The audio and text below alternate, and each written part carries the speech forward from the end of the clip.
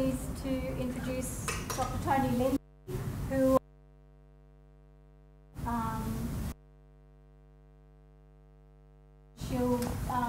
she does have a particular interest in young adults and adolescents with cancer, but she will also give a general presentation to you tonight.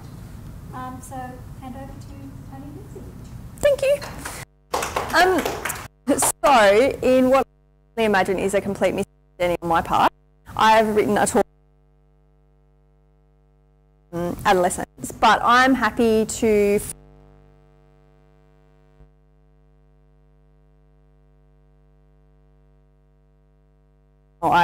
the slides are merely a guide anyway, I tend to wander. So I guess my general plan was just to talk a bit about oncology, which is what actually happens in oncology land, what's the stuff that if you're hospital, whatever, what's the stuff that you kind of need to know to decode what might be going on for them.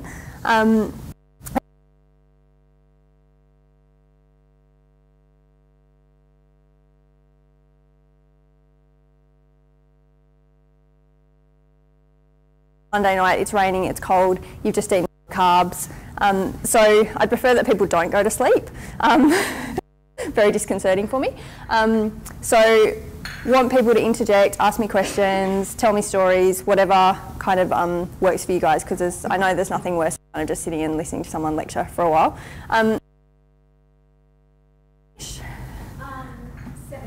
7:30. Okay, cool. All right, so we might have a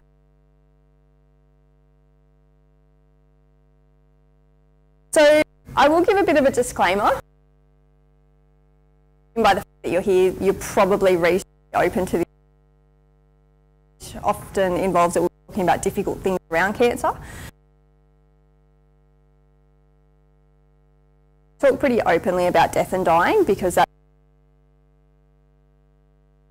one of the kind of currencies of my work, if you like, is about working with people around suffering and difficult things. So I mean, part of me thinks, well, actually, if we're going to work with these patients, we need to be able to sit with that stuff anyway. But I do always just like to, before people start really horrified about slide 2. The other piece of this is that one of the, I guess, pieces that's different around working in oncology work, and probably you would say broadly in health areas generally, to some other parts of psychology is actually the emotional space that we as therapists sit in looks a bit. But I guess part of the process of this is walking through some of this stuff, that person in front of me, what's likely to come up for me? Because that's more often than not the stuff that comes up in supervision, comes up with kind of people who don't do this stuff very often is actually I'm feeling really kind of uncomfortable about this. You know, the patient will be sitting there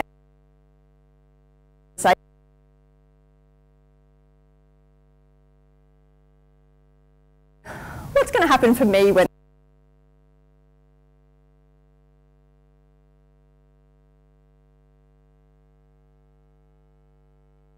one of the things that I learned very in this space is my ideas about what it looks like to live with cancer look really challenging for us sometimes. So I think that's the other piece of this is kind of okay, well, what am I coming into this with my preconceptions? What would be the things that automatically would roll off my tongue that might actually not be very helpful? So thinking about that stuff, they might not be helpful now or recall, to be honest.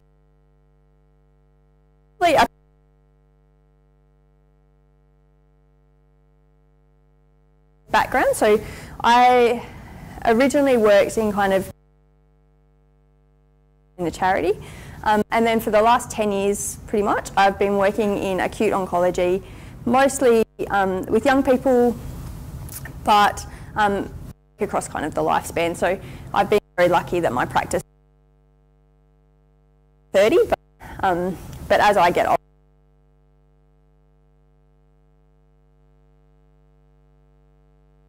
and I feel like, you know, in a couple of years that will be 45, maybe 50. So for we'll talk about and people will compare those two things. There is a massive, I think, within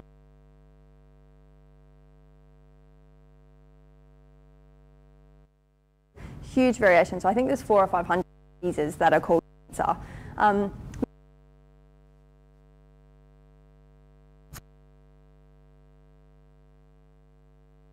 One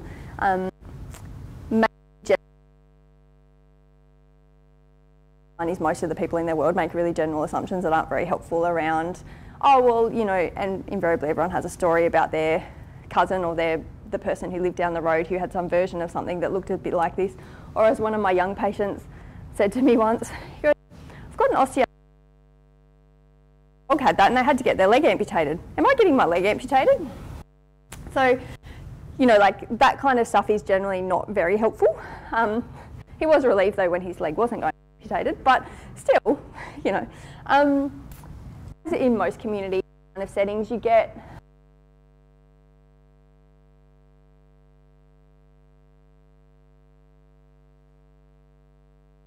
other really common pieces, but that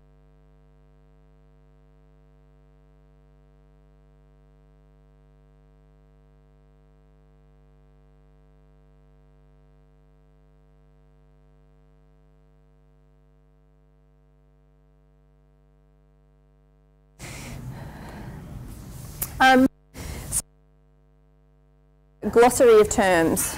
So probably know them, but it's always good to.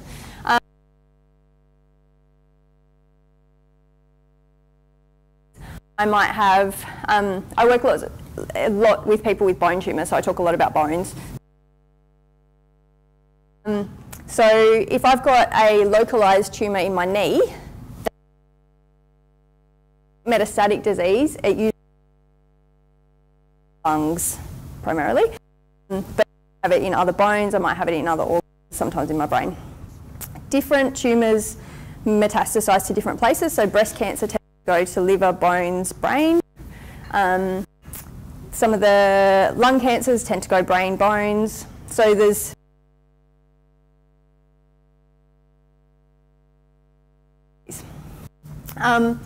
so staging of cancer, 1 to 4, 4 is bad. There's a joke movie, I can't remember which movie, where it's like, I've got stage 5 cancer. It's like stage 5 doesn't exist, that's very bad.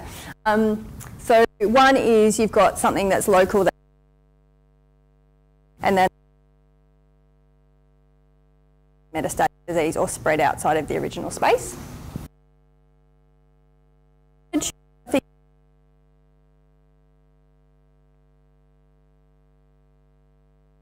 That you can imagine, so lung cancers, stuff like that.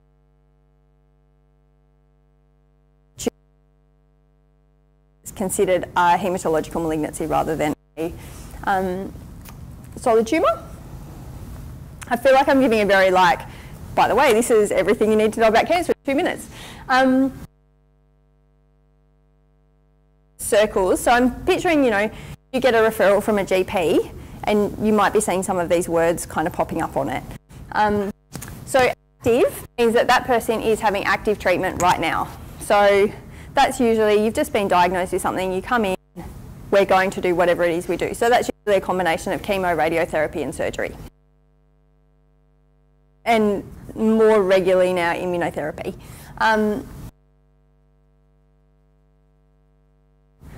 But still be palliative. So palliative is a word that just essentially captures what the intent of something is. So if someone's got metastatic disease, by nature, that usually means that they will die from their disease. Now there's some people that have metastatic disease who will live for 30 years, but invariably we would expect at some point that disease will deteriorate. Kind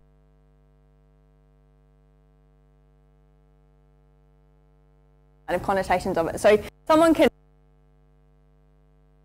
be palliative, but will be having active treatment. So you can then, the other term that tends to kind of turn up is about survivorship. So that usually means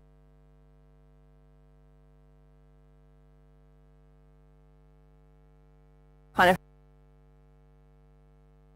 if you're in a community space, that's often when you'll see patients. Because most of the time, if they're in active things, they're either unwell or they're linked in with their hospital people. But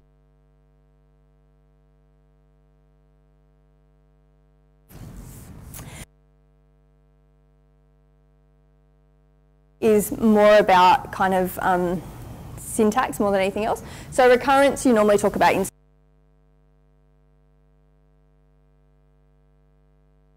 essentially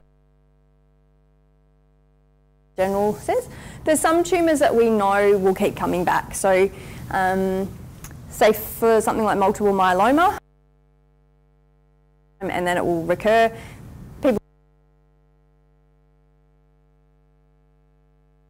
Example of one of those kind of diseases that probably people might die from at some point, but they'll might live with it for 30 years. Someone in the audience better talk about this than what I am, but transplants not to happen in a solid organ. Lung, for instance, we wouldn't do a lung transplant. Of which I'm sure there's very good medical reasons, which I largely don't, but we don't do it. However, if lymphoma or a leukemia, you might have a bone marrow transplant. So that's essentially where they give you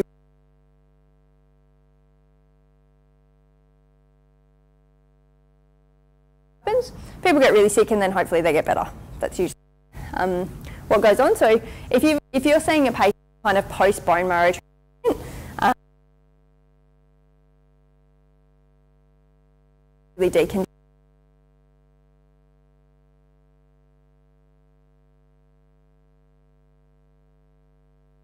working with that group of patients looks a little bit different. So whistle stop. I'm going to stop this bit soon.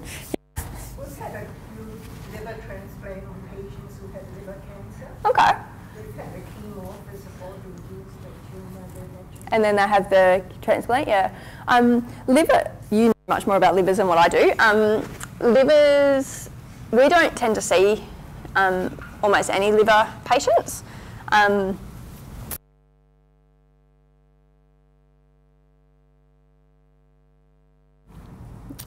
Because I think they're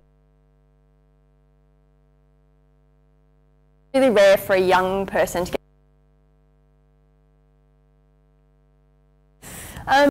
So common things that people will talk about, again, this will be on the doctor's letter that you've got. So chemotherapy, I'm assuming everyone has a picture of how horrid that is. The reassuring thing for most people is it's actually not as bad as what they think it's going to be, because we get bombarded with thoughts and images. Terrible chemo is, and you only need to watch that terrible Jack Nicholson movie to know that people are going to be vomiting all the time. That's usually not how it rolls. Probably 20 or 30 years ago, that was totally what it looked like. But most of the time now, people have good drugs to help them not be sick. But they're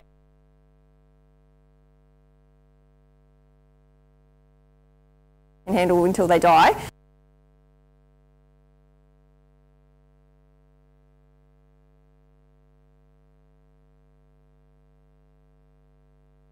If you do that, people actually are okay. So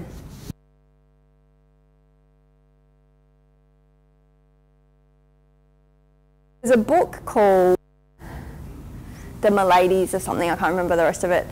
Big chunky book about the history of cancer and essentially all these stories about how cancer has evolved. They were talking about how actually some of those early treatments for paediatric leukemia, because it started with, would turn up and they were bleeding, so they would just throw whatever they could come up with.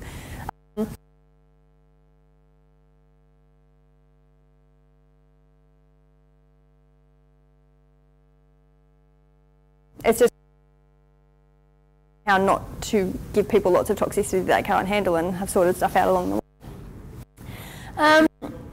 Radiotherapy is essentially you just get a targeted beam of radiotherapy or kind of spot. So what they do is someone up, do a scan, work out where the tumour is, build a field around it, and then essentially shoot a kind of, from what my patients tell me,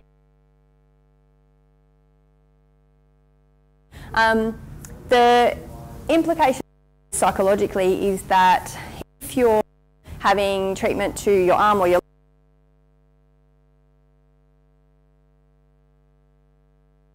mask on you to put you onto the bed so you don't move your head. Now if you happen to be claustrophobic, that's actually really traumatic for people.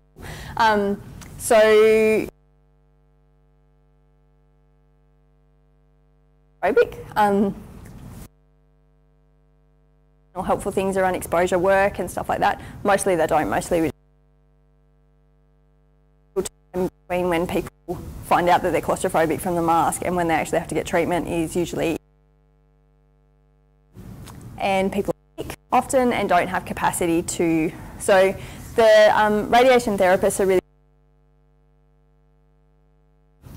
but often we end up just having to give them some kind of benzos to just take the edge off. People have treatment every day for 6 weeks, usually. So you can imagine if you're really phobic and then you're having to have it, and you know, as you go through treatment, the mask tends to get a bit tighter because your skin's getting a bit more inflamed. So if you can imagine having to go in and face that every day for 6 weeks, we tend to just, wherever possible. You have a tumour, cut it out.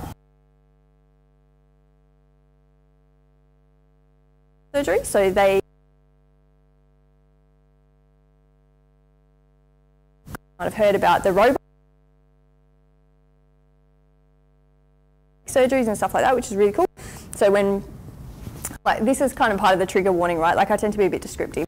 So when people facial reconstruction,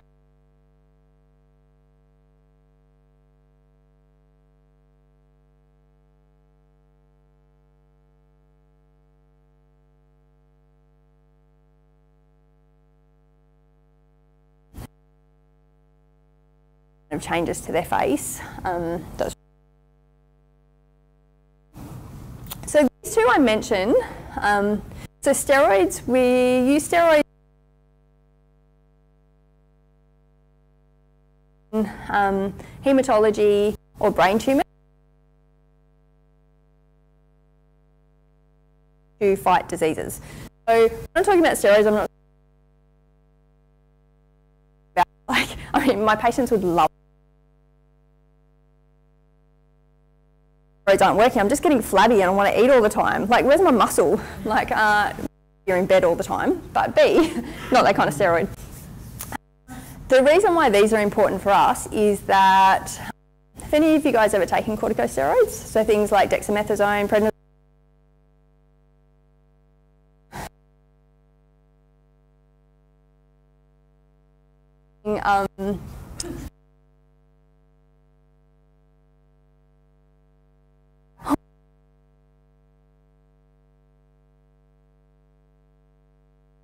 Well, clearly I'm a bit sensitive. But then about when agitated, which is not normal kind of disposition, we often give patients, for some of the myeloma treatments, 40 milligrams a week in a pulse. So if you can imagine what that does to your sleep, to your relationships, and people who are on regular, so the myeloma patients or the hematology patients get pretty good at managing it because they know that really nasty steroid psychosis though.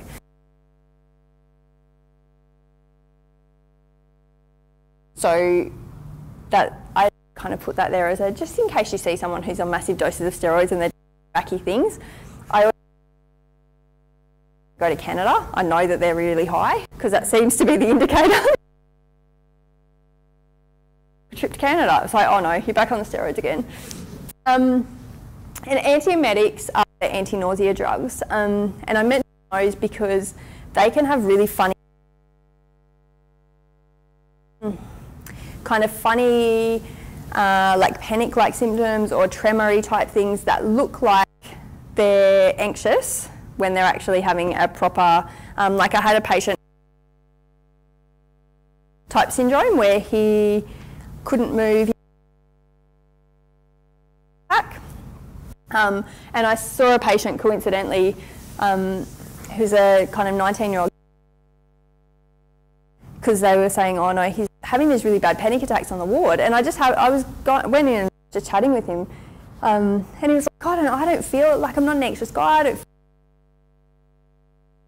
They came in and did what they wasn't paying attention, and then within seconds he just got that really like panicked, I need to get out of here, and it was the drugs. So you can get these really funny, in the community you're less likely to get that kind of big effect, but you can still get funny. In Cancerland, patient thing that kind of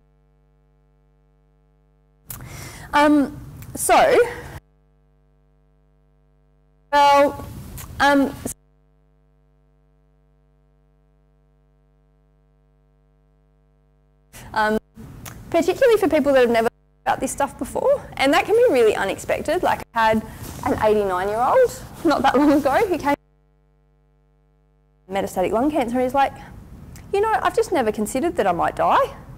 I kind of looked at him. So it was like, you know, all of his family had died when they were quite young, and he'd lived. And so crisis about, but you're 89, like how? And he was like, well, and you know, he was a really engaged guy, was like, so, you know, things expect. It's much less common that you see someone who's properly depressed in cancer space. And sometimes they are. Often if people are presenting as really depressed, it can be an organic thing rather than presenters looking really flat, and we'll talk about having kind of low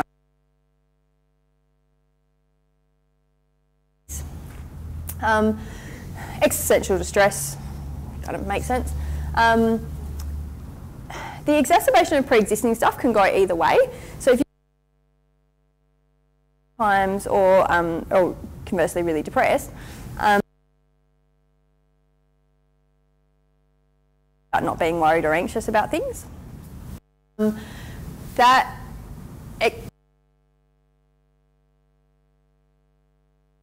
so often I'll do a lot of work with people around, okay, well, let's assume that the anxiety is going to be present. How are we going to manage?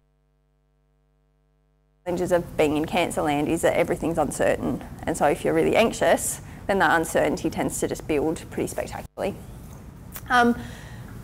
If you've got relationship problems, but they're not likely to get better, they might get of the time they get exacerbated. And we do lots of work with relationships in relation to the cancer rather than actual relationship work. So if we think that someone needs someone who knows about relationship stuff, we've got a couple of family therapists. So people suicide want to live anymore kind of way, but are actively not suicidal. And part of that, you know, and maybe I have a very simplistic view of this, but that, in my sense, ties very much back into that kind of sense of existential distress. Like people don't know what their purpose is, they don't know what to do, they're often in pain, you know, so all of the things that we think, okay, it makes sense that you would be looking for a solution to this. And so I'll often work with people, particularly young people, around that idea of this is just your brain problem solving. What do we need to do to help manage this piece?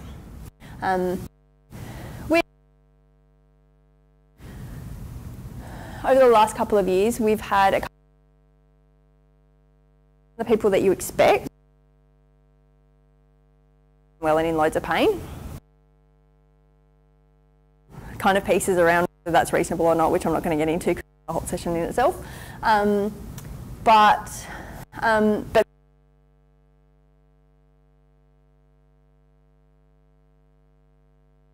well managed, and they've kind of, their suicidal stuff is very much a response to their mental health stuff versus their cancer stuff, which seems like an odd distinction to make. But people's sleep goes off, people's appetite goes off, being unwell, on board. You know, if loads of people come to see me about I'm just not sleeping, and then you look at the drugs that they're on and it makes perfect sense that they're not sleeping. And the way or the approach that I always take around sleep with people is, it's all right that you're not sleeping. Let's just accept that that's not going to happen. The worst thing that happens is that you don't sleep, because when the drug effects of sleep and stuff, it doesn't matter what you do, you're not going to sleep. We often kind of come up with strategies about, okay, well, you're going to have 8 hours of which no one is going to be awake or available to you. What are you going to do with yourself? And we kind of, like, we actually come up with a plan about how you manage it. We often get referrals for stuff like how to talk with kids, so talk to their kids,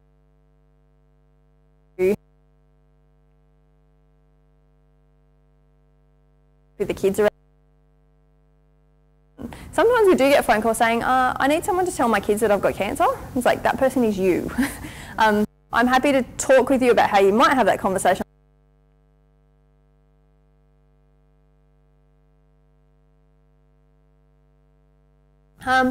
And like I mentioned, we sometimes get people with really specific phobias. If you're going to have something claustrophobic. The other things that make people claustrophobic are things like MRI machines, where you've got, you know, don't know whether any of you got the pleasure of an MRI. You've got about this much space between your head and something that's really loud. But also if you're needle phobic, most people get through life all right with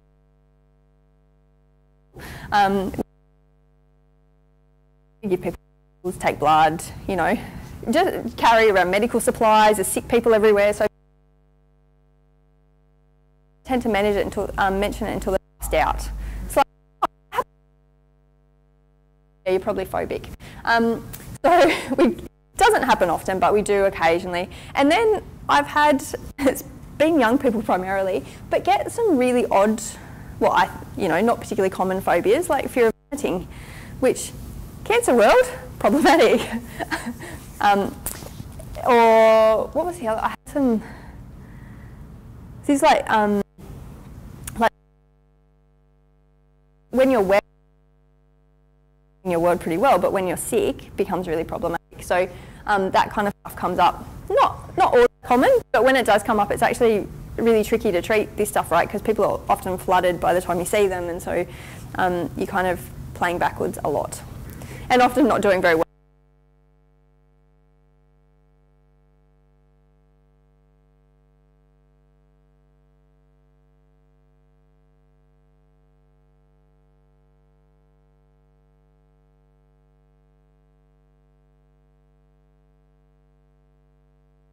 It takes people to be anxious. It's often a bit of a surprise to them that they're anxious, because I think there's very much this kind of sheen on cancer that actually everyone's going to run through it and have lollipops. It's not what happens. People generally have epiphanies, but you know, when someone's the number of people are meant, and they're given bad news, that's actually really appropriate. So things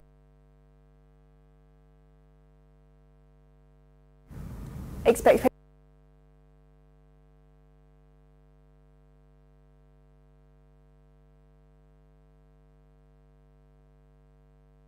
that.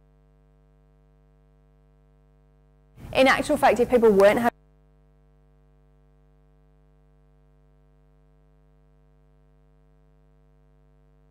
even though they're not, if they know that they're not,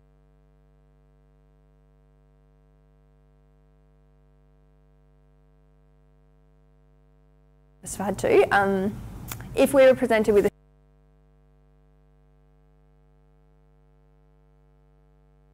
don't live, but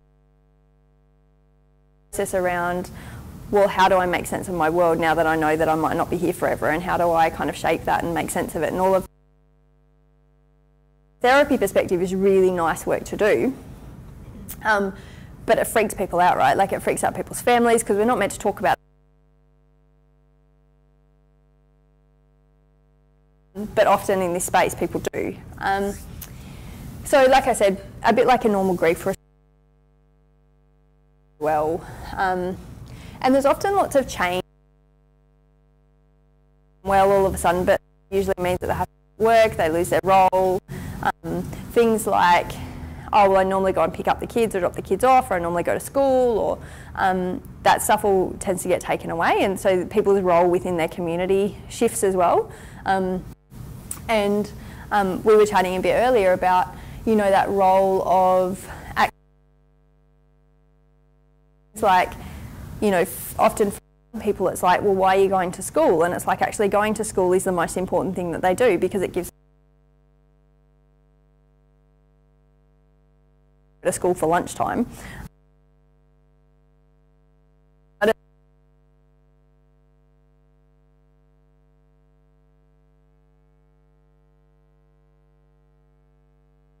These people's worlds, and you know, all of you might have had experiences of this as well at different times in our lives. Because of things that are going on, our worlds get smaller and smaller and smaller, and part of the role of working with patients is actually how do we keep those worlds expanded when everything kind of is feeling like it's pretty terrible.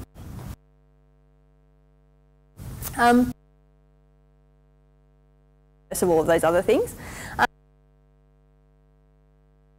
Off for a long time, then I get worried about them. So, you know, normally we expect kind of that first 72 hours, people are just all over the place, can't process anything. And then often what happens is people get a plan. So it's like, okay, well, you've been diagnosed with this, we're going to do X, whatever X might be.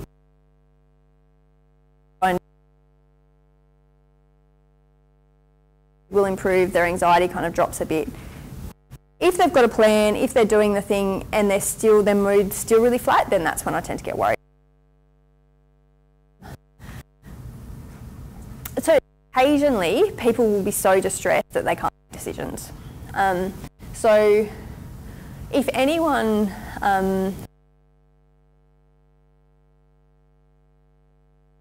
I don't, you know, I'm going to run away to, it's usually Mexico, and have, you know, hemp seed oil, whatever. That's not a real thing, I'm just, as an example. It freaks people out, right? People, like, we as adults have capacity to make decisions. So in New South Wales at least, at the age of 14, you can sign a take out my left kidney and do whatever. However, you can't until you're 18.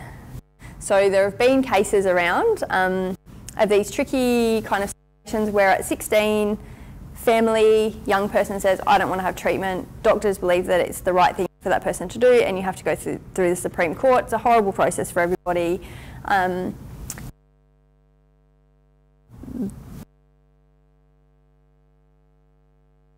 You have to be able to prove that that person has competence outside of their age, essentially.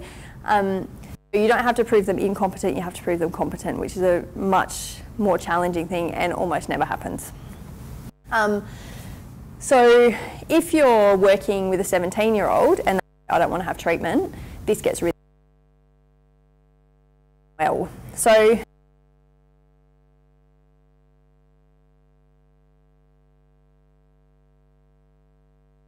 because of the, and they'll have lots and lots of treatment and they'll just say, I've had enough. And usually by that time, the team's on board with it, their family's on board with it, so it's not a problem. There's no courts involved, it's just like, okay, that's a reasonable decision. That young person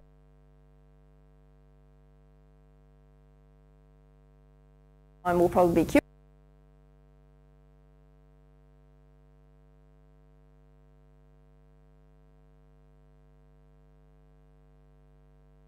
Kids need to be held down and given treatment. It traumatises them, it traumatises their family, like it's just all very bad. So the point of the story is that as adults we can make decisions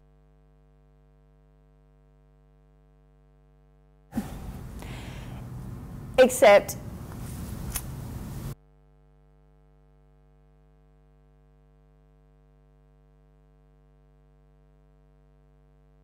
time about, you can opt not to have treatment as long as I don't think that you're impaired in they usually. Sometimes people can give you really good reasons for stuff. Like if someone's got an advanced and they're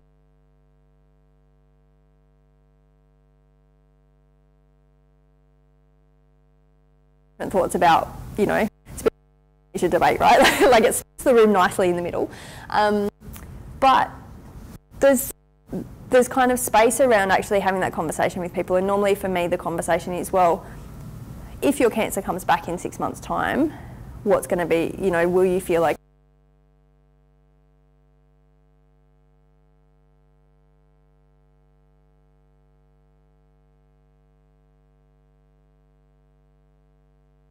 young people are a bit different because they don't often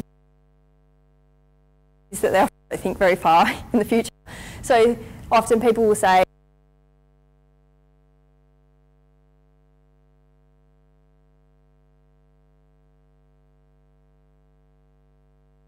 testing stuff about Y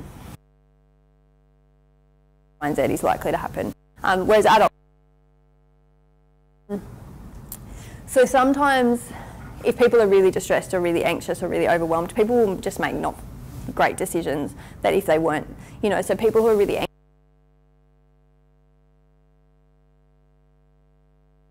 anxious about having chemo, okay, well, what are you anxious about? I really don't like needles. Okay, well, we can work, you know, we can come up with a strategy. I'm talking about this a lot. It happens really rarely. So I've been working in the hospital for 10-ish years. I can't even imagine how many young people are past my, all of them say if my cancer comes back, I'm now, who said I'm not everybody else. And I had a patient the other day saying, she goes, you know, I thought, sorry, my language is terrible. She was like, I thought you were full of shit because you said that if my cancer came back that I would want chemo. And I said, no, I'm not going to have chemo. That's ridiculous. I don't want to have this ever again. Tell me when. Survival instinct, that's how it works. So, as I alluded to before, if someone in this space, it's much more likely to be. It would be coping perfectly fine to all of a sudden be completely wigging out and not coping fine. Happens, but much less often. It means that their medication's off or there's something going on, or and it's often like, you know, there's innumerable things that can go wrong for people, but it's